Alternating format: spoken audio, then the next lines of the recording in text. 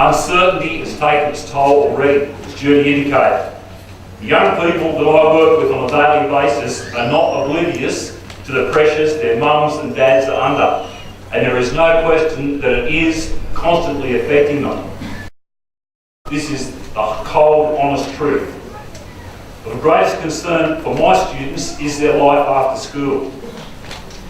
Increasingly, they know that local jobs are hard to come by. Increasingly, young people constantly hear about things like skills shortages.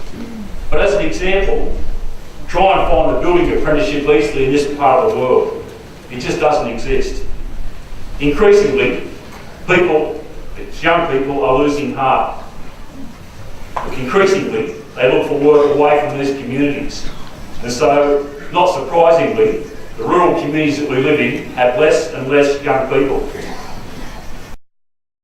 I feel bemused, confused, and quite frankly angry when I hear criticism as soon as someone makes any emotive response to the plan, or when someone wants to talk about the human cost of the plan, such as we have done this morning. Constantly I hear that the emotive calls, emotive language, emotive pleas, emotive people, that we should all be dismissed as some sort of lunatic fringe because we exaggerate or misrepresent, that we don't produce balance, that we don't understand the facts associated with the plan. I would say, how could one not be emotive when your livelihood and all that's important to you is at stake? I see no reason for us to apologise for being emotive.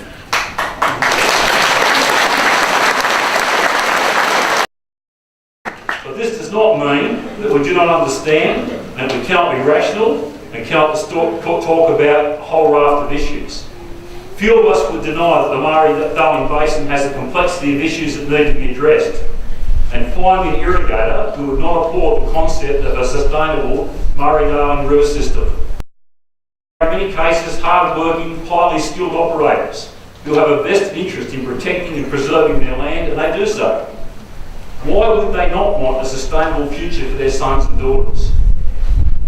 These people are happy to discuss changes in water policy that will lead to a sustainable future.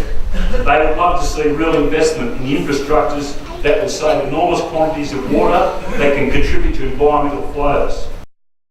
It is not reasonable and it is not acceptable for people in rural communities to continue to be treated as the rural underclass. We are not second rate.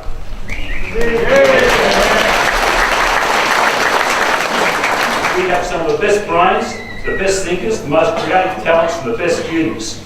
I cannot continue to accept that my students and the students of my colleagues at other basin schools should have a quality of life that is less than any student in Sydney or Canberra. I implore you not to sell us down the drain. This issue needs serious and sustained consideration. Mr Knowles has said today, and I've heard him on previous occasions say, that in consideration of the plan, there are vastly opposite views of what needs to happen and what should happen. None of us doubt this. We accept it. We are reasonable people. We are prepared to compromise.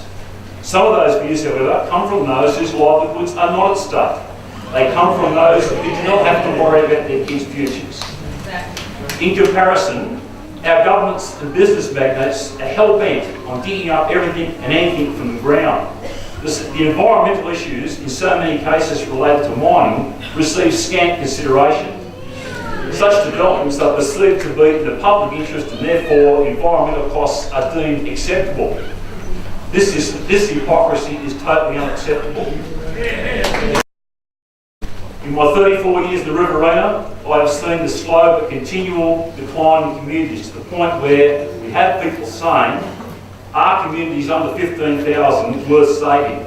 Is it a waste of government money to keep them afloat? All of this is happening at a time, of course, when we've got urban congestion, rising urban social violence, transport gridlocks, a lack of affordable urban housing, and the need to feed a rapidly rising population in our country and the rest of the world. We have a rapidly declining manufacturing base and a massive over-reliance on a mining sector that has a limited lifespan. There is a clear and obvious reason why vibrant and sustainable rural communities are critical to this nation.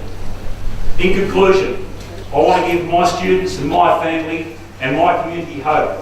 I want them to vigorously support the concept of long-term sustainability, but I want governments to give them the sensible, pragmatic means to do so.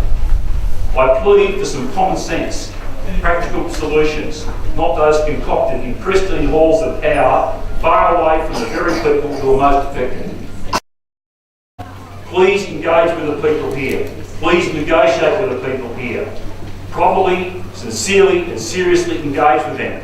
Work with them to find some reasonable solutions. I implore you not to be so naive to think that the people of these communities are unreasonable or unimportant. Thank you.